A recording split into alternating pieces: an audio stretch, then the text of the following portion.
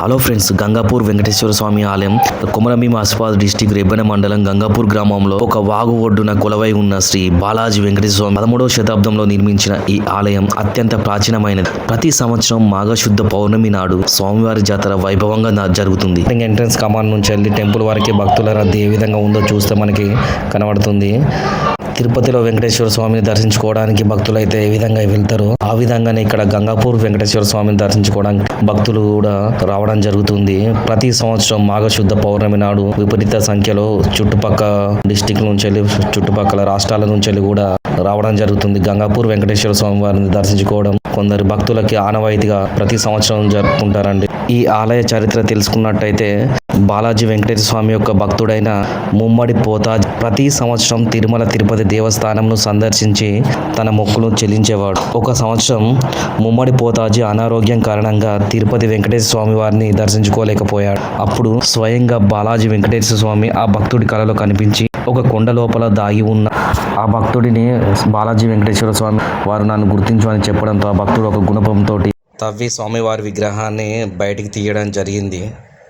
ఆ తర్వాతి కాలంలో కాకతీయ రాజులు ఈ ఆలయాన్ని సందర్శించి పద్మావతి అమ్మవారి విగ్రహాన్ని ఏర్పాటు చేశారు. ఇక్కడ రాతికొండ రంధ్రం నుంచి వెళ్ళి స్వామివారి విగ్రహాన్ని బయటికి తీయడం జరిగింది. స్వామివారు స్వయంగా ఈ రాతికొండ రంధ్రంలోనే వెలిశారు. తిరుపతిలో అయితే ఏ విధంగానైతే భక్తుల రద్దీ ఉంటుందో ఆ విధంగానే జాతర టైంలో భక్తుల రద్దీ కూడా ఎక్కువ ఉంటుంది. చూస్తే మనకి లైవ్ లో కనబడుతుంది. ఇదే అండి మనకి లైన్ క్యూ అనేది స్వామివారి ఈ ఆలయ మండపం. ఇక్కడ విశేషం ఏమిటంటే బాలాజీ వెంకటేశ్వర స్వామి ఆలయ పర్వదినం సందర్భంగా ఆలయంలో తిరుమల తిరుపతి వెంకటేశ్వర స్వామి 3 గడియల పాటు ఇక్కడ కొలువు తీరుతారని భక్తుల నమ్మకం. తిరుమల తిరుపతి దేవస్థానంలో ఈ ఆలయ పర్వదినం సందర్భంగా 3 గడియల పాటు తిరుపతిలో వెంకటేశ్వర స్వామి గుడి తలుపులు మూసి ఉంటాయి.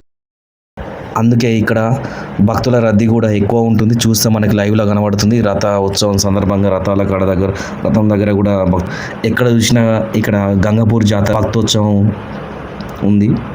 ఇక్కడ అన్నదాన కార్యక్రమం దగ్గర కూడా భక్తులు అధిక సంఖ్యలో ఉన్నారండి. క్యూలలో చూస్తే మనకి లైవ్లో కనబడుతుంది. అంతా అన్నదాన కార్యక్రమం.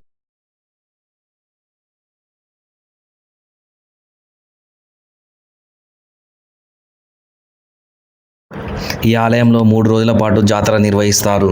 గంగాపూర్ వెంకటేశ్వర స్వామిని దర్శించుకుంటే సాక్షాత్ తిరుమల తిరుపతి వెంకటేశ్వర స్వామిని దర్శించుకున్నట్లే అని భక్తుల ప్రాగాఢ నమ్మకం.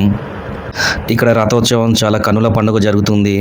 అలవేలు మంగమ్మ, పద్మావతి అమ్మవారి ఉత్సవ విగ్రహాలు పల్లకి సేవ అనంతరం రథోత్సవం నిర్వహిస్తారు. ఇక్కడ చూస్తుంటే చిన్నపాటి మేడారం జాతర చూస్తున్నట్టు అనిపిస్తుంది. ఎక్కడ చూసినా కానీ భక్తులు కిక్కిరిసిపోతున్నట్లు మనకు కనబడుతుంది. చూస్తే మనకు లైవ్లో కనబడుతుందో. అంతేకాకుండా ఇక్కడ నుంచి వెళ్ళి కొంచెం ముందుకు వెళ్తుంటే అక్కడ సమ్మక్క సారక్క అమ్మవారి విగ్రహాలను ప్రతిష్ఠించి అక్కడ పూజలు జరుపుతారు. జాతర మేడారం జాతర సందర్భంగా ఇదివే ఇక్కడ చాలా ప్రశాంత వాతావరణం ఉంది. ఇదంతా కొండల మధ్య ఈ ఆలయం ఉండడంతో పక్కనే వాగు. ఇక్కడ చూస్తే మనకు లైవ్లో కనబడుతుంది జనాలు ఎలా ఏ విధంగా ఉన్నారో. ఈ జాతర సందర్భంగా ట్రాఫిక్ ఏ విధంగా ఉందో చూస్తే మనకు లైవ్లో కనబడుతుంది. 2-3 గంటలు పట్టింది ఒక ½ కిలోమీటర్ వెళ్ళడానికి. థ్యాంక్ యూ అండి. Thank you for watching video.